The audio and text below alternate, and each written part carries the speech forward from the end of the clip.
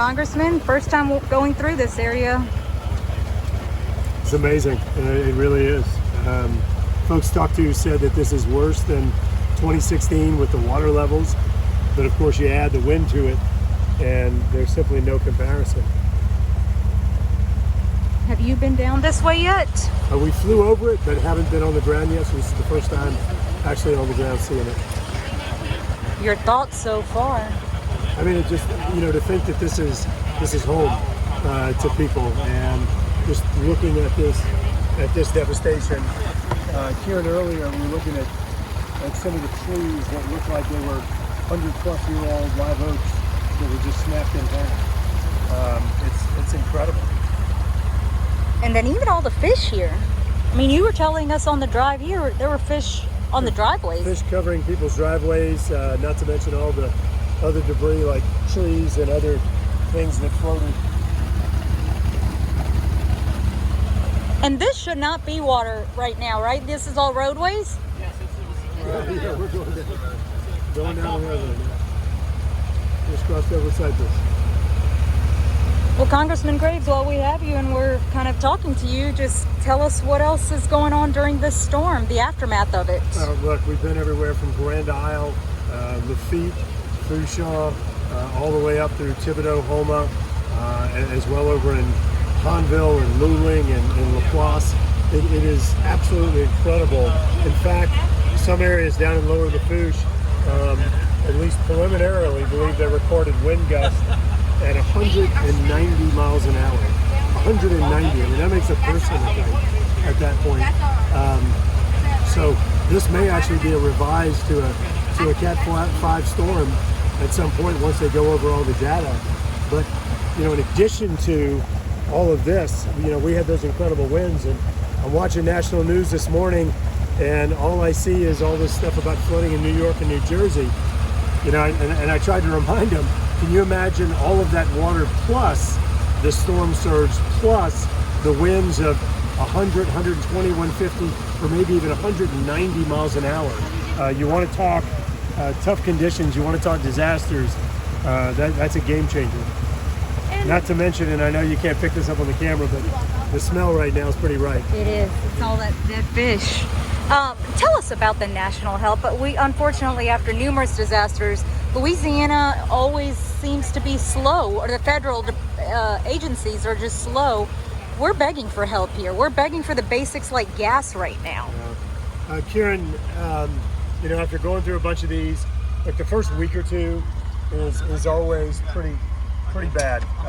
It really is. The first week or two, it takes a while to kind of get battle rhythm. Every disaster is a little bit different, and so you can work to pre-position things, and you have to do that.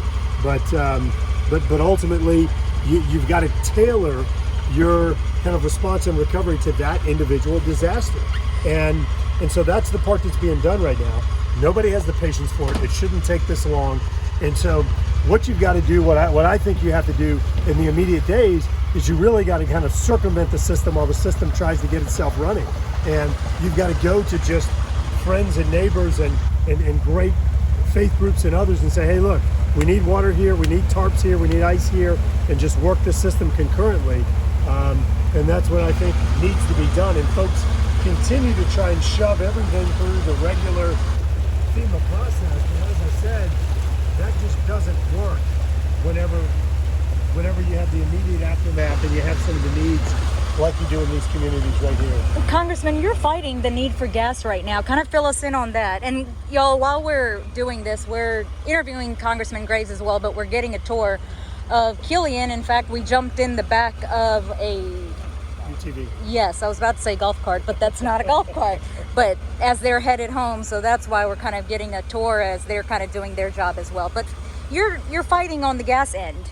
Look, everybody knows how bad the fuel situation is. Gas stations where you have people literally spending the night waiting to get first shot at the pumps. And if you do have a place with gas, usually people waiting around for 30 minutes to hours trying to get their tanks filled. And so we just asked yesterday for the president to release reserves from the Strategic Petroleum Reserve. And President Biden just approved that request about 30 minutes ago.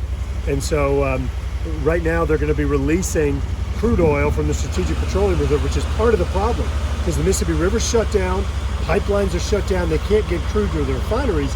But here's the other problem. The refineries don't have power. So we've got to get power to the refineries, whether it's getting them back on the grid or getting generator power in place to where these folks can get up and operate again. And so that's what we're trying to get done right now, is focus on that second part of it. Now that it looks like we're going to have some release of crude oil, making sure that we can actually get the power to refine that product, get it trucked around. We're also working on trying to nationalize the fuel source a little bit. Instead of just getting gas from our local refineries here in Louisiana, let's bring it in from adjacent states and use their excess capacity in trucks to help fill our pumps. So you're saying there's possible relief coming on the gas front very soon? There's possible relief, but Karen, something that's important. Getting the crude is part of the problem because the Mississippi River's shut down and because our pipelines are shut down. So the refineries can't get the crude supply. But the second part is those refineries actually have to get power. And so we either need to get them back on the grid or we have to get them on generator power. So there are two steps in this, and one big part of it has been addressed with the president's announcement today. Congressman, your response to seeing all of this? Look, it's devastating. I want to remind anybody who's looking at this is home to somebody. This is home. This isn't just some, far-flung area. It's just not some habitat for birds and fish.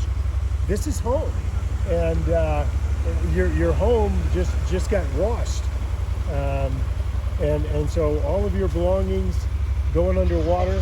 And who knows what that is? It's not just your vehicle, and in some cases, it's it's the family heirlooms. We just talked to the family, in fact, the ones who are piloting us right now, who actually wrote it out.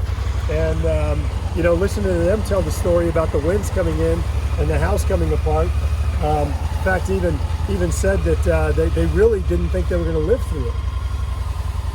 Wow. Talk to us about the power outages. A lot of people are frustrated with the lack of power and a lack of response, basically, from be it Entergy or Demco. Karen, there are huge problems. I mean, number one, you've got 1 million people at one point in time, or over 1 million people at one point in time, that didn't have power. And so, but it's not just power. It's cell phone service that is down all over South Louisiana, which really it prevents people from being able to communicate. We don't know what other crises are potentially out there because people can't communicate right now.